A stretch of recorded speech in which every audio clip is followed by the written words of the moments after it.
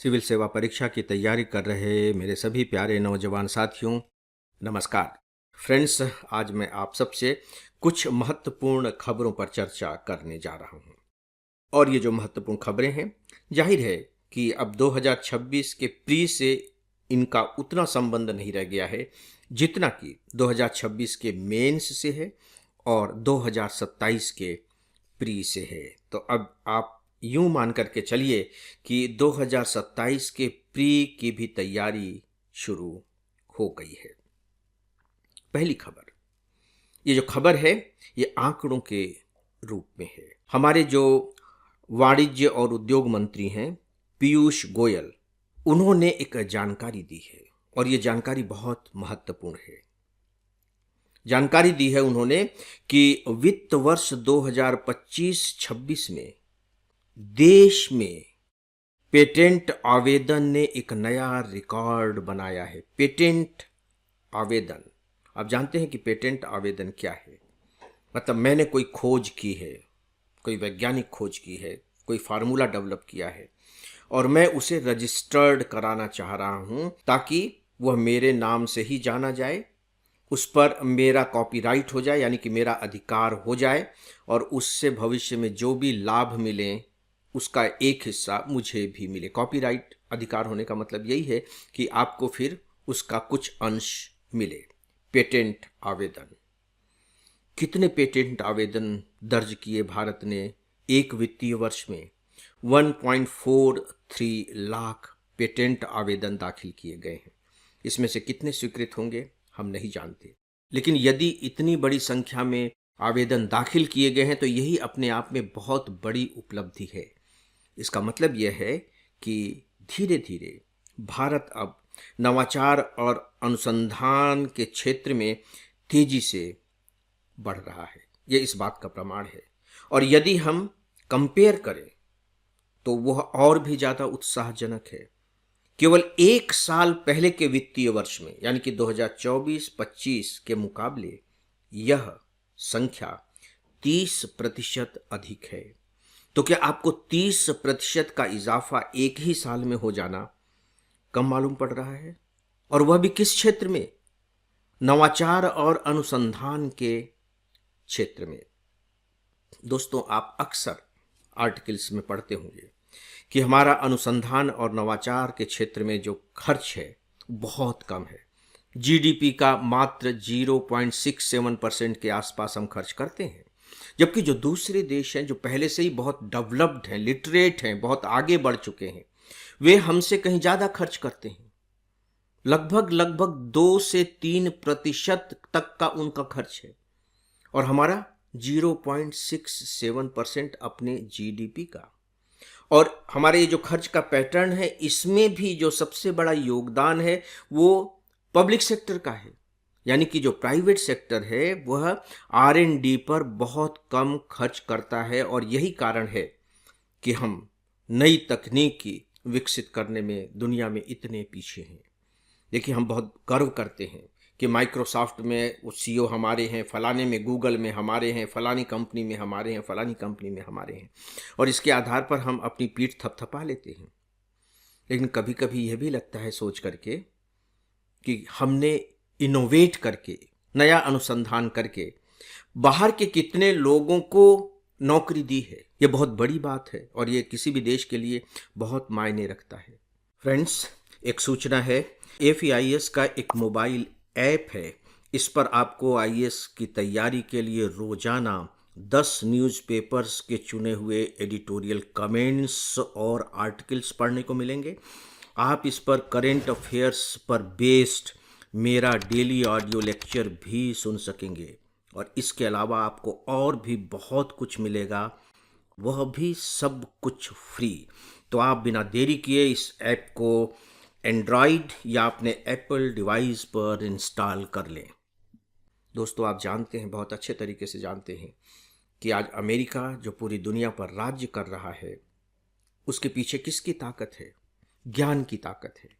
अब हम एक ऐसे युग में प्रवेश कर चुके हैं, हालांकि इसकी शुरुआत काफ़ी पहले से हो चुकी है, लेकिन अब तो हो ही गई है, स्थापित हो गई है कि जो इकोनॉमी है वो नॉलेज बेस्ड इकोनॉमी हो गई है। जिसके पास जितना ज़्यादा नॉलेज होगा वह अपनी इकोनॉमी को उतनी अधिक ऊंचाइयों तक ले जाएगा। और जब हम नॉलेज बेस्ड इकोनॉमी की बात करते हैं तो सीधी सी बात है कि उसके लिए नवाचार और अनुसंधान महत्वपूर्ण हो जाता है, केंद्रीय हो जाता है। इस बात को नोट किया जाना चाहिए कि मेक इन इंडिया और स्टार्टअप इंडिया की जब से शुरुआत हुई है तो इन्होंने जो अभियान चलाया है उससे इस नवाचार को कहीं न कहीं नई दिशा मिली है। और यदि हम इसी तरह से आगे बढ़ते रहे तो डेफिनेटली इससे भारत को न केवल अपने यहाँ उत्पादन बढ़ाने में ही मदद मिलेगी बल्कि आविष्कार और शोध के क्षेत्र में भी भारत अपनी वैश्विक पहचान बना पाएगा, जो उसके लिए बहुत बड़ी बात होगी। दोस्तों, एक बात आप मार्क कर रहे होंगे, पश्चिम एशिया का संघर्ष चल रहा है और उस पूरे के पूरे संघर्ष में आप भारत का स्टैंड देखिए। भारत अपने ढंग से निर्णय ले रहा है, उसके ऊपर दबाव डालने की कोशिश हो रही कि आप यहाँ से तेल खरीदेंगे, फलाना करेंगे, वो नहीं करेंगे, ये करेंगे, लेकिन भारत उनकी बात नहीं मान रहा है। अपनी ज़रूरतों के हिसाब से वह निर्णय ले रहा है। और हमारे जो विदेश मंत्री हैं बहुत स्पष्ट रूप से उन्होंने कह दिया कि हम जो भी निर्णय लेंगे अपने राष्ट्रीय हितों के अनुकूल लेंगे, हम किसी के डिक्टेशन के आधार पर निर्णय लेने वाले नहीं हैं।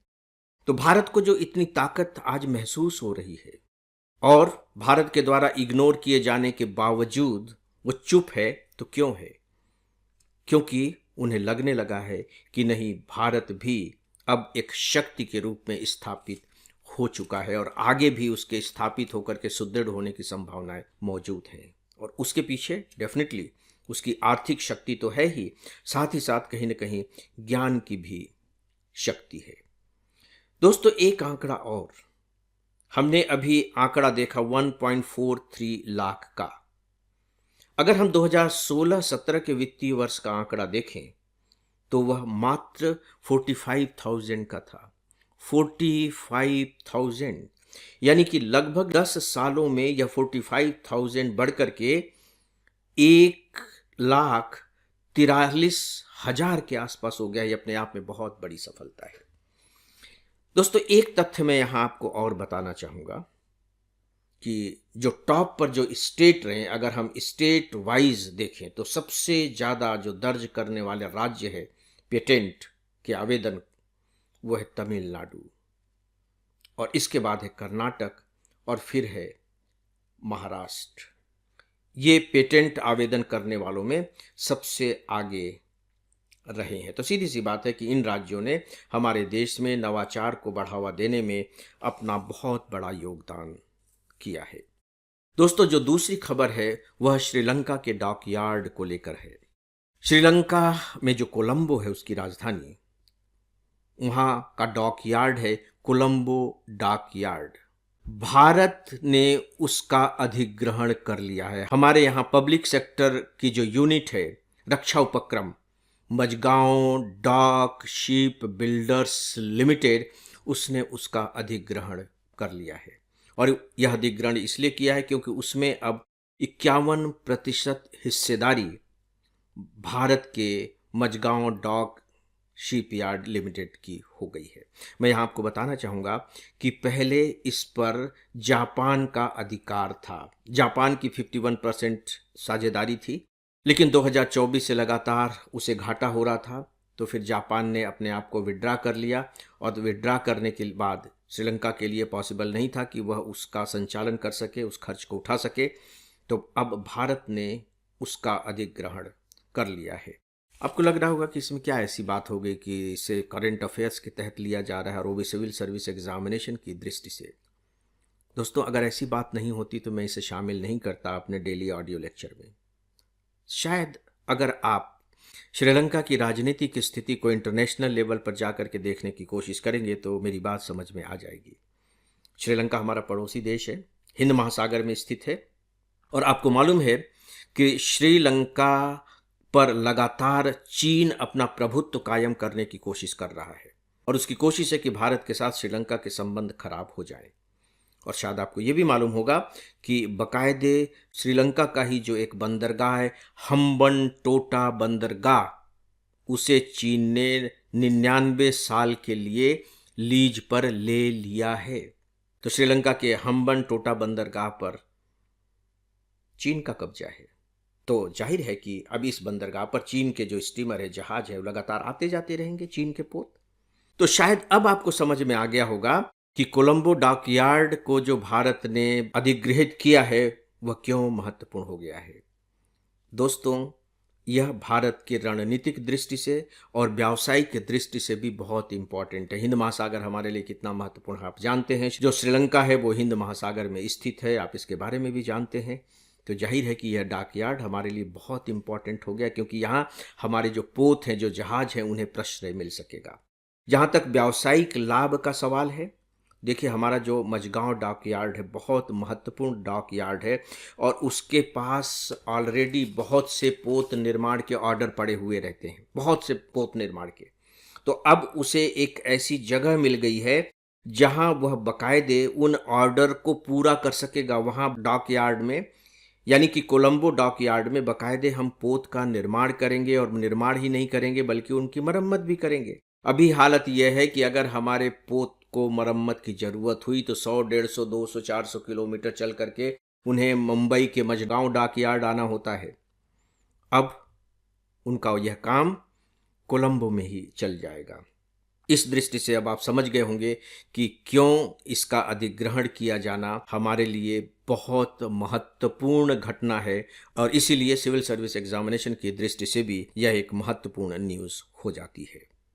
तो दोस्तों, आज के इस विषय के बारे में बस इतना ही, और आज के डेली ऑडियो लेक्चर को अब यहीं समाप्त करता हूँ। नमस्कार।